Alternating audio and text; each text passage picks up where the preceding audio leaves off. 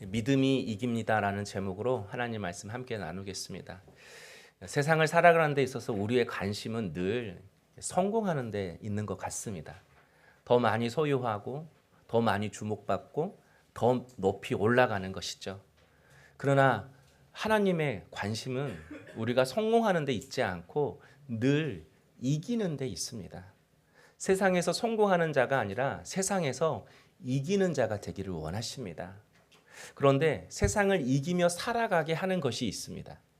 바로 믿음입니다. 요한일서 5장 4절에 보면 무릇 하나님께로부터 난 자마다 세상을 이기느니라. 세상을 이기는 승리는 이것이니 우리의 믿음이니라. 믿음이 우리에게 승리를 준다고 말씀합니다. 그래서 믿음이 고난을 이깁니다. 믿음이 죄의 유혹을 이깁니다. 믿음이 두려움을 이깁니다. 믿음이 의심을 이깁니다. 믿음이 승리케 합니다. 믿음이 기적을 일으킵니다. 믿음이 응답을 줍니다. 믿음이 세상을 이깁니다. 그래서 마태복음 9장 22절을 보면 예수님께서 12해 동안 혈루증으로 고통받는 여인에게 따라 안심하라 내 믿음이 너를 구원하였다라고 말씀하셨습니다. 마가복음 10장 52절에도 맹인 바디모에게 내 믿음이 너를 구원하였느니라. 주님은 언제나 우리의 믿음을 통하여 일하시고 역사하신다라는 것입니다. 그래서 지금 여러분이 어떠한 어려움과 문제를 가지고 있다고 할지라도 지금 우리에게 필요한 것은 믿음입니다. 그러므로 지금 나는 거짓된 믿음이 아니라 진실된 믿음을 갖고 있는가? 나는 지금 죽은 믿음이 아니라 하나님께서 살아서 역사할 수 있는 살아있는 믿음을 갖고 있는가? 우리의 믿음을 점검해 보아야 합니다. 그런 의미에서 오늘 말씀에 믿음으로 세상을 이기는 사람이 나옵니다. 바울이죠. 새롭게 부임한 총독에게 재판을 받은 바울은 이제 로마행이 결정되었습니다. 그래서 바울은 죄수의 신분으로 다른 죄수들과 함께 로마로 향하는 배를 탔습니다. 그런데 당시에는 이스라엘에서 로마로 직행하는 여객선이 없었습니다. 그래서 로마로 가는 최단 경로는 먼저 배를 타고 가이사랴에서 무라항까지 가는 겁니다. 그리고 그 무라항에서 이탈리아로 직행하는 대형 선박선을 타면 되는 것입니다. 그런데 가는 길이 심상치 않았습니다. 4절에 보면 가이사랴에서 무라항까지 작은 배를 타고 갈 때에 맞바람을 피하여 맞바람을 맞았다고 합니다. 배는 앞으로 가야 되는데 맞바람이 부니까 전진하는 것이 쉽지가 않았던 것입니다. 뿐만 아닙니다. 무라항에서 이제는 로마로 직행하는 대형 화물선을 탔습니다. 알렉산드리아 호죠. 그런데 7절에 보니까 풍세가 허락하지 아니하므로 이 풍세라는 단어가 거센 바람 그런 의미입니다. 대형 화물선을 탔는데 이번에는 그 대형 화물선도 흔들거릴 만큼 거센 바람을 만난 겁니다. 그래서 여러분 8절에 보면 간신히 그레데 섬에 있는 미항에 도착했습니다. 미항을 목적지로 두고 도착한 게 아니라 로마로 직행해야 되는데 바람이 너무 거세니까 그레데 섬에 있는 미항에 어쩔 수 없이 정박을 한 것입니다. 그런데 거센 바람이 그치고 갑자기 순풍이 불어오는 겁니다. 그래서 선장과 선주가 이때다 싶어 급히 출항을 했습니다. 하지만 이번에는 14절에 뭘 만나죠? 유라굴로 광풍을 만납니다. 광풍, 그냥 해석하면 미친 바람이죠. 어떻게 할 수 없는, 사람의 힘으로는 도저히 어떻게 할 수 없는 그런 광풍을 만난 거예요. 순풍에 속은 겁니다. 15절에 보니까 배가 밀려 바람을 맞추어 갈 수 없어 가는 대로 두고 쫓겨가다가, 이 쫓겨가다가 표류하다 그런 의미입니다. 유라굴로 광풍 앞에서 그 큰 배의 돛도 노도 키도 선장과 선주의 경험도 아무 소용이 없었던 것입니다. 성도 여러분, 구약 성경에 보면 요나 선지자는 하나님께서 니느웨로 가서 복음을 전하라라고 하는 이 명령에 불순종해서 다시스로 가는 배를 탔다가 큰 폭풍을 만났습니다. 그러나 바울은 지금 하나님의 뜻대로 로마로 가는 배를 타고 있습니다. 그런데 가는 곳마다 맞바람을 만났습니다. 거센 바람을 만났습니다. 순풍이라는 바람에 속고 마지막에는 유라굴로 광풍을 만났습니다. 여러분, 주의 길을 걸어가는 바울에게 왜 이렇게 수많은 인생의 바람이 불어오는 것입니까? 저는 바로 이 바울을 통해서 우리에게 세상을 이기는 믿음이 무엇인지를 가르쳐 주시기 위함이라고 생각합니다. 우리는 대개 우리의 지식과 경험이 쌓이고 사람들의 인정이나 성공을 경험하면 어느 순간 마치 자신이 하나님과 논쟁할 만한 그런 존재라고 생각을 합니다. 하나님을 나의 수준으로 생각하는 거죠. 그래서 우리에게 원치 않는 일이 일어나면 하나님께 설명을 요구합니다. 하나님 설명해 주세요. 하나님 납득시켜 주세요. 더 이상 이해가 안 돼서 못 따르겠습니다. 이해가 안 돼서 못 믿겠습니다. 어쩔 때는 하나님 나한테 그러시면 안 되죠. 이렇게 말하기도 합니다. 그러나 믿음은 이런 조건이 맞고 저런 조건이 맞고 내가 이해되어서 하나님을 믿는 것이 아닙니다. 믿음의 본질은 하나님이시기 때문에 하나님을 믿는 것입니다. 내가 다 이해할 수 없어도 그분의 지혜, 그분의 섭리는 내가 측량할 수 없기에 그분의 일하심, 그분의 선하심을 믿고 하나님이 하나님이시기 때문에 그냥 믿어드리고 신뢰하는 것. 이게 믿음의 사실은 본질인 것입니다. 그래서 26절에 보면요. 그런즉 우리가 반드시 한 섬에 걸리리라 하더라. 하나님께서 바울에게 지금 배가 폭풍에 떠밀려서 포류하는 것 같지만 바울아, 결코 이 배는 파선하지 않아. 길을 잃지 않아. 반드시 내가 정한 한 섬에 걸릴 거야 라고 말씀해 주셨습니다. 그런데 여러분 그 섬이 어디죠? 28장 1절에 보면 멜리데라는 섬입니다. 여러분 주보에 제가 지도를 넣어두었습니다. 멜리데가 어디 있죠? 여러분 보면 여러분 왼쪽 제일 마지막 쪽에 빨간색 동그라미로 표시해 놨습니다. 이 멜리데가 로마가 있는 이탈리아 반도 바로 밑에 있는 섬입니다. 떠밀려 왔는데 로마 바로 밑에 섬에 안착을 한 거예요. 하나님은 광풍 속에서도 바울을 로마 쪽으로 이동시키고 계셨습니다. 20절에 보면요. 여러 날 동안 해도 별도 보이지 아니하고 칠흑 같은 상황에서도 하나님은 바울을 로마로 인도하고 있었습니다. 사랑하는 성도 여러분, 우리 인생에 불어오는 모든 바람, 특별히 당신의 자녀에게 불어오는 그 모든 바람 뒤에는 하나님이 주관하고 계십니다. 하나님의 자녀에게 불어오는 모든 바람은 하나님의 뜻을 이루는 바람입니다. 그 바람이 맞바람이든 유혹의 바람이든 거센 바람이든 유라굴로 광풍이든 우리를 하나님의 목적지까지 이끄는 하나님의 바람이고 우리를 살리는 바람이고 우리를 새롭게 하시는 성령의 바람인 것입니다. 하나님은 인생의 힘든 바람을 통해서 이해가 안 되고 설명되지 않아도 내 하나님이 하나님이시기 때문에 내가 하나님을 믿겠습니다. 우리를 어떠한 상황 속에서도 하나님을 신뢰하는 믿음의 차원으로 우리를 이끌어 가시는 것입니다. 그래서 25절에 보면요. 바울이 폭풍 때문에 두려워하고 있는 사람들에게 이렇게 말합니다. 여러분이여 안심하라. 나는 내게 말씀하신 그대로 되리라고 누구를 믿노라? 하나님을 믿노라. 지금 바울도 똑같은 칠흑과 같은 상황 속에 있습니다. 광풍 속에서 표류하고 있습니다. 그런데 바울은 하나님을 믿노라라고 말합니다. 왜죠? 내가 믿는 하나님은 한 번 말씀하시면 반드시 그 말씀을 이루시는 하나님이심을 믿었기 때문입니다. 그분이 내게 약속하시면 하나님은 반드시 약속하신 것을 반드시 이루시는 하나님이심을 믿었기 때문입니다. 그래서 바울에게는 언제나 하나님은 하나님이십니다. 내 인생이 유라굴로 광풍을 만나서 표류하고 있어도 내가 믿는 하나님은 여전히 내가 신뢰할 만하고 내가 의지할 만한 하나님인 것입니다. 바로 이것이 하나님을 하나님으로 믿는 것입니다.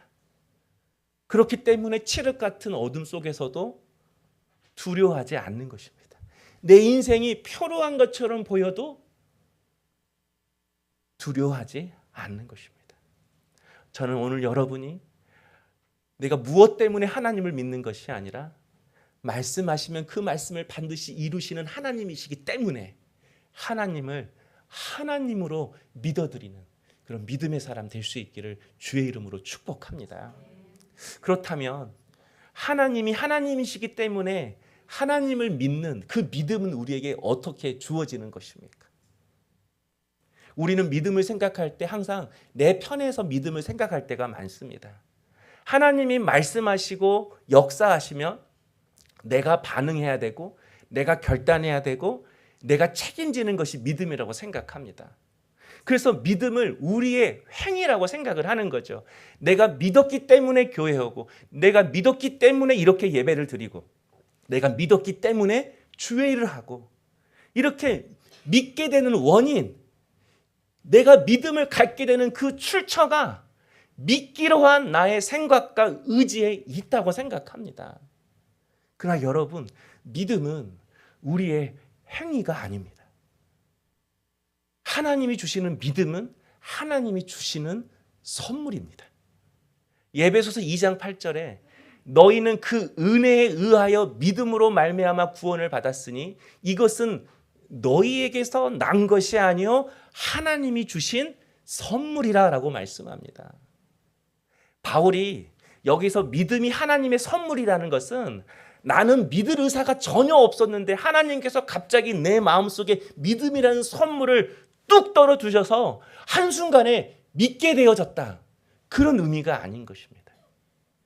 금방 읽었던 그 말씀을 보면 그 은혜에 의하여라는 단어가 있습니다. 그 은혜에 의하여 하나님께서 우리가 하나님을 믿을 수 있도록 하나님이 먼저 은혜로운 행동을 하셨다라는 것입니다. 만약 제가 여러분에게 여러분 나를 믿으십시오. 반드시 나를 꼭 믿으셔야 합니다. 라고 말씀하시면 여러분 믿으시겠습니까? 예, 1부 때도 대답이 없었는데 2부 때도 한 사람은 있을 줄 알았어요. 오랜 시간 동안 여러분이 나를 믿을 수 있도록 내가 믿을 만한 행동을 계속해야 신뢰가 하나씩 쌓이고 쌓여서 여러분이 저를 믿고 신뢰하는 것 아니겠습니까? 하나님도 마찬가지입니다. 하나님은 우리를 단추만 누르면 저절로 하나님이 믿어지는 로봇으로 만들지 않았습니다. 하나님은 인격자이시기 때문에 우리를 인격자로 대하십니다.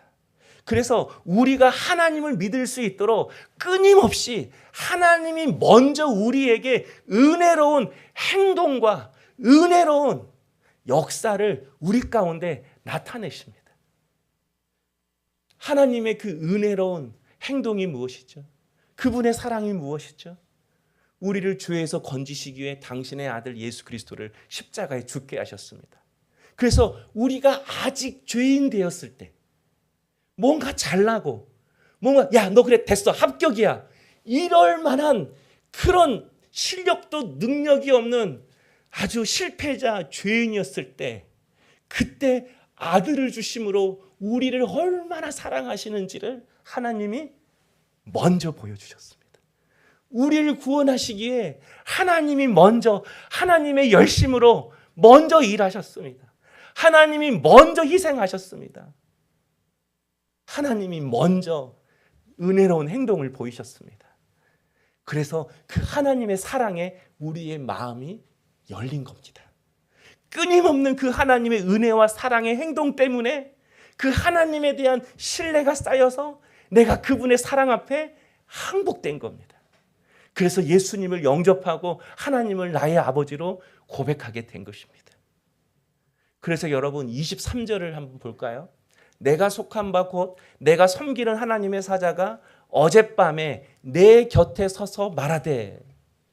바울은 폭풍 때문에 사경을 헤매고 있는 사람들에게 안심하라 이렇게 말했습니다. 그런데 바울이 이렇게 여러분 안심하십시오라고 말할 수 있었던 그 이유가 자기에게서 나온 것이 아니래요. 자기가 담대하고 자기가 어떤 방법을 찾았기 때문에 안심하라가 아니라 어젯밤에 하나님이 내 곁에 서서 말씀해 주셨기 때문에, 그래서 두려워하지 않고 안심할 수 있었던 것입니다. 하나님이 안심할 수 있는 말씀을 주셨기 때문에 사람들에게 담대히 선포할 수 있었던 것입니다. 하나님을 믿게 되어진, 하나님을 믿노라라고 그 말하게 된 그 원인이 어디서부터 왔습니까? 어젯밤에 말씀하셨던 그 하나님의 사랑의 행동 때문에 우리가 믿어지게 된 것입니다. 그래서 믿음은 하나님의 선물인 것입니다. 여러분, 이 믿음의 본질의 의미를 잘 깨달으셔야 합니다.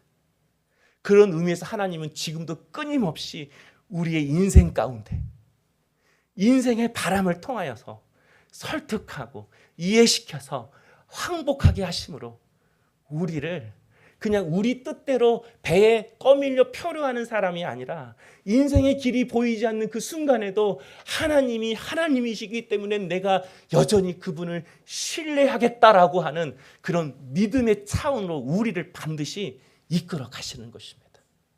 그러므로 지금 우리에게 필요한 것은 바울에게 곁에 서서 말씀하셨던 그 하나님을 생각하면서 지금도 그 하나님은 바울과 동일하게 내 곁에 서서 말씀하고 계심을 믿고 그분의 음성에 귀를 기울이는 것입니다. 우리가 값을 지불하고 물건을 살 때 내가 내는 돈과 내가 사고 싶은 그 물건이 같은 가치여야 합니다. 내가 딱 봐도 1,000원짜리인데 10,000원이라 그러면 여러분 10,000원 주고 사겠습니까? 절대 그렇지 않을 겁니다. 10,000원의 가치가 되어야 10,000원을 낼 것입니다. 하나님은 우리를 위하여 예수 그리스도의 피를 지불하셨습니다. 이 말은 무슨 뜻이죠? 예수와 우리가 대등한 가치라는 것입니다.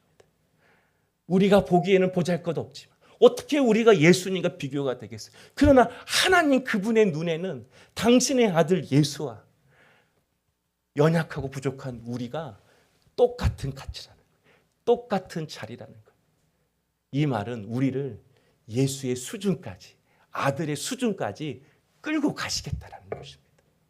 하나님의 목적은 우리를 통해서 뭔가 일을 하려고 하시는 것이 아닙니다.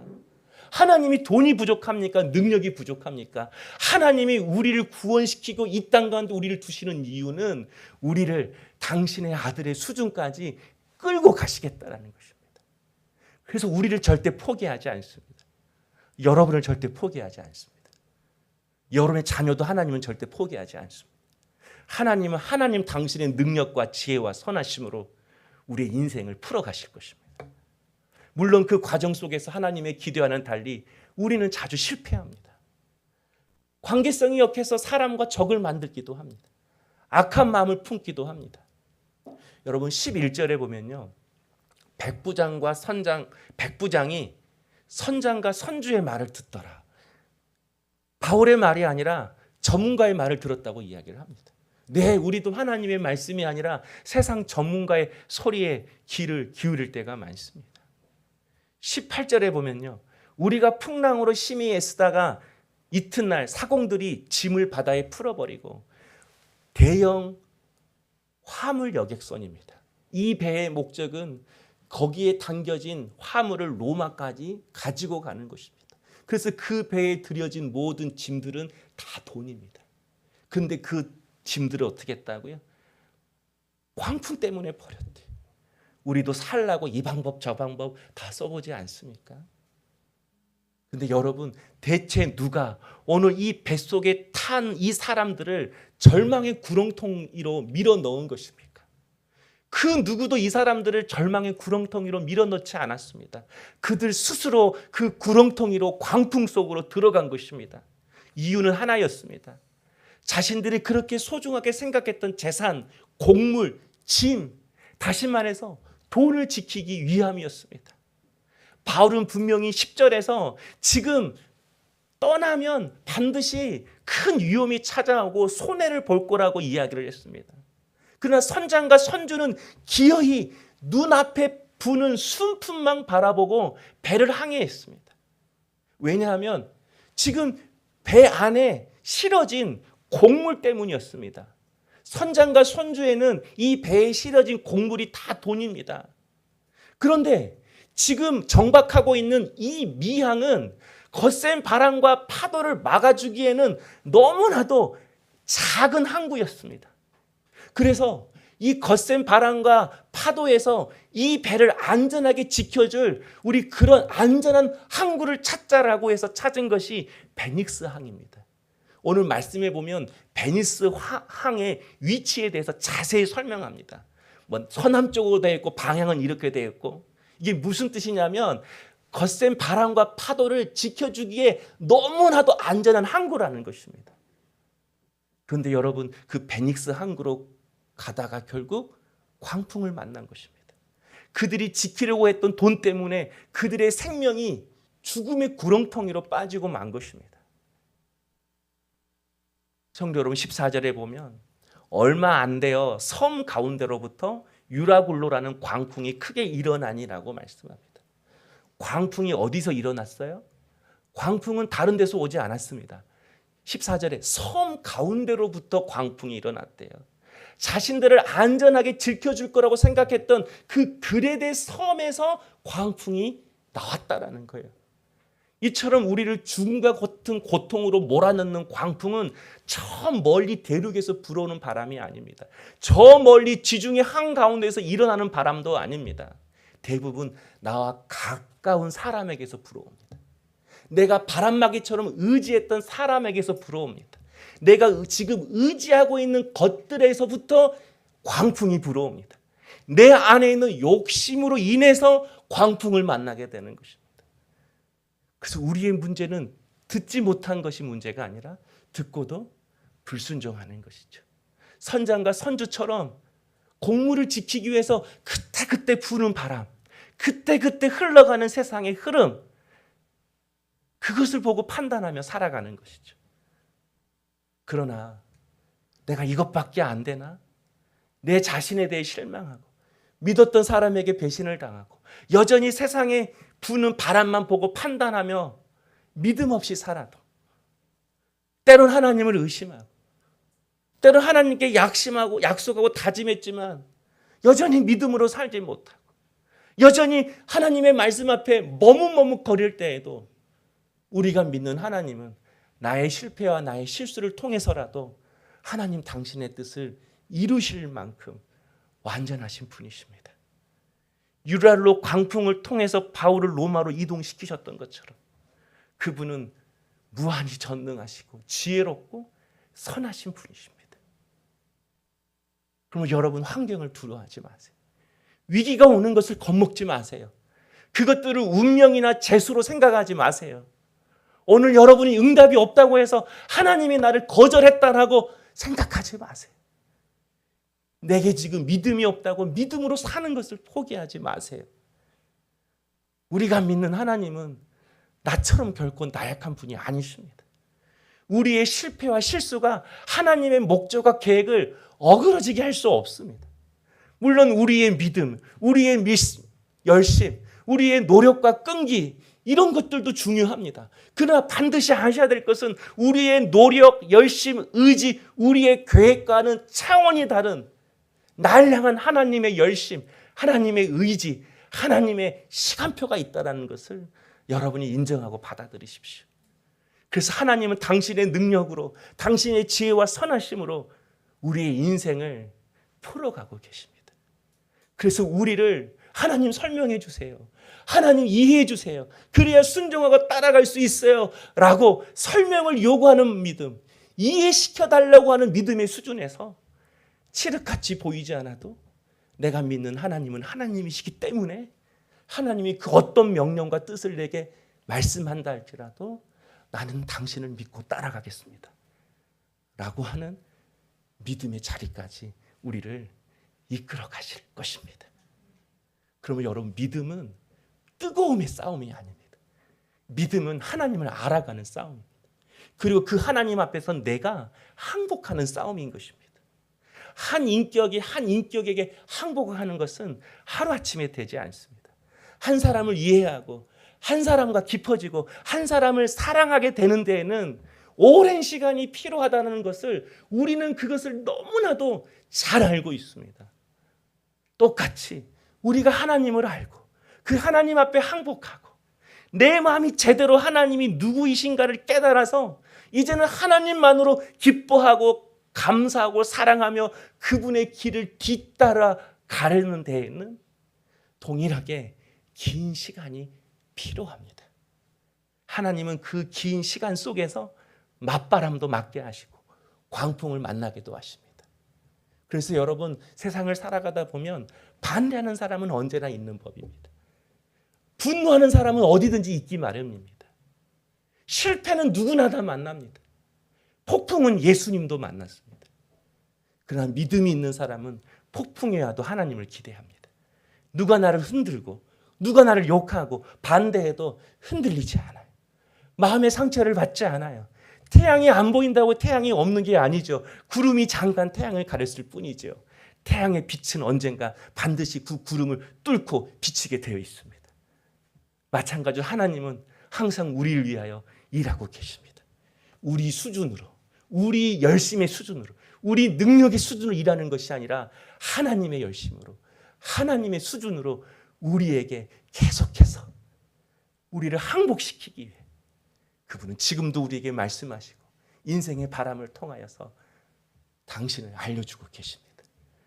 그래서 주님을 예배할 때, 그분의 말씀을 읽고 묵상할 때에, 그분을 의지할 때에 믿음이 와요.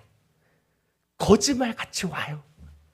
더 이상 소망이 없는데 이제 됐다. 이제 할 수 있다. 캄캄한 어둠 속에서 빛이 뚫고 우리의 심령에 비춰져요. 그래서 하나님이 기대가 돼요. 하나님이 믿어져요. 한 성도님이 그러시더라고요. 은혜를 받으니까 목사님, 아니 믿음으로 사라져요. 예, 우리는 믿음으로 사라지는 거예요. 은혜로 사라지는 거예요.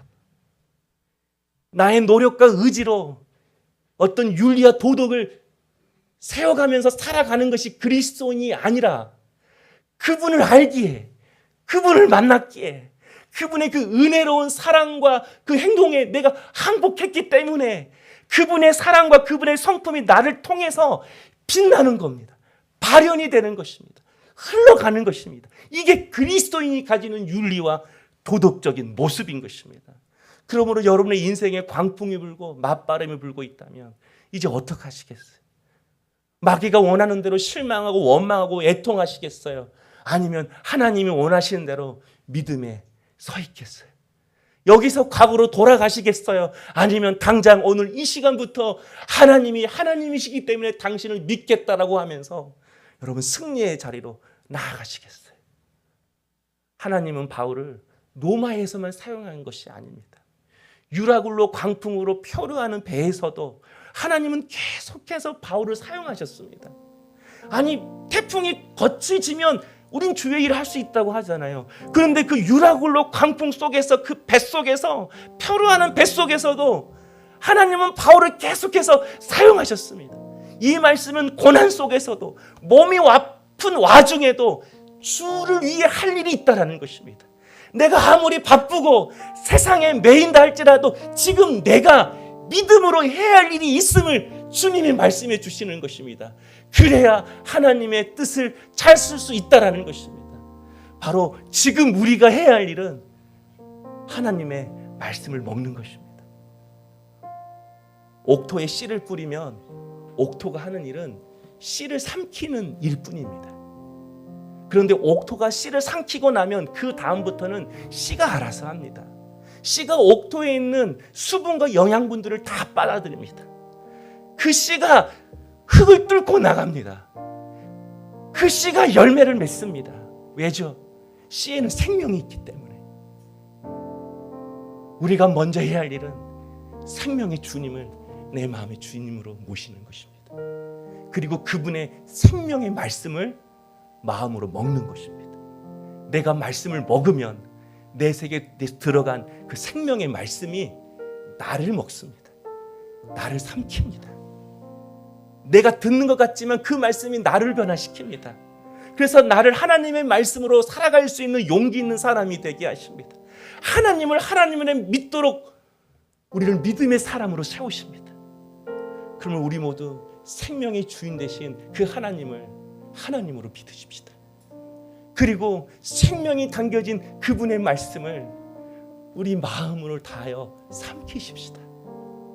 그 생명의 말씀이 내 안에 들어올 수 있도록 우리의 마음을 주께 깨트리십시다. 그래서 믿음 없는 자가 되지 말고 믿음 있는 자가 되십시다. 실패하는 자 되지 말고 세상에서 이기는 자 될 수 있는 우리 성도님 될 수 있기를 주의 이름으로 축복합니다. 우리 함께 기도하겠습니다.